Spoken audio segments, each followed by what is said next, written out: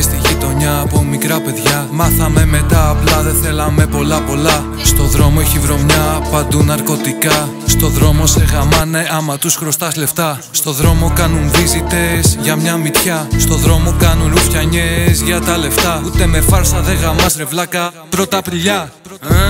Έχεις κλέψει όλα της μάνας σου τα δαχτυλίδια. Θα κοιμάστε σε σανίδια, μας πρίξατε τα αρχίδια. Τα ίδια και τα ίδια, μας πάσατε τα αρχίδια. Το ίδιο το μοτίβο, βαρέθηκα να βλέπω το έργο το ίδιο και το ίδιο. Βαράω γκάζι, βγαίνει ο καπνός απ' την εξάτμιση. Έχεις πέσει στην παγίδα, είσαι εμπλεγμένος στην εξάρτηση. Η σκέψη γεννιέται μόνο εκεί όπου αντέχουμε. Καταλαβαίνουμε, σας βλέπουμε από ψηλά, σας παρατηρούμε. Όσο κι αν το τρέχετε το τρέχουμε, πιο γρήγορα το ζούμε. Άμα θέλουν να με κάψουν όλοι θα καούμε. Θέλουν να μας βλάψουν, το ξέρουν δεν μπορούνε. Γι' αυτό σου λέω η σκέψη δεν είναι γνώση, είναι το αποτέλεσμα. Τόσα περάσαμε, όλα τα ξεπέρασα. Χωρίς να μας γνωρίζουνε, βγάζουνε συμπέρασμα. Έμονες, φρίκες, ήττες, νίκες, είδες. Το flow μου ποτέ μου πως δεν έχασα.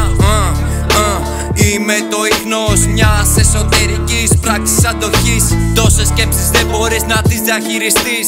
Ερμηνεύω άρτια, άκουσε να δεις. Βάζω στο κομμάτι μου φωτιά σαν εμπριστής. Κυρίαρχος πάνω στο άγνωστο.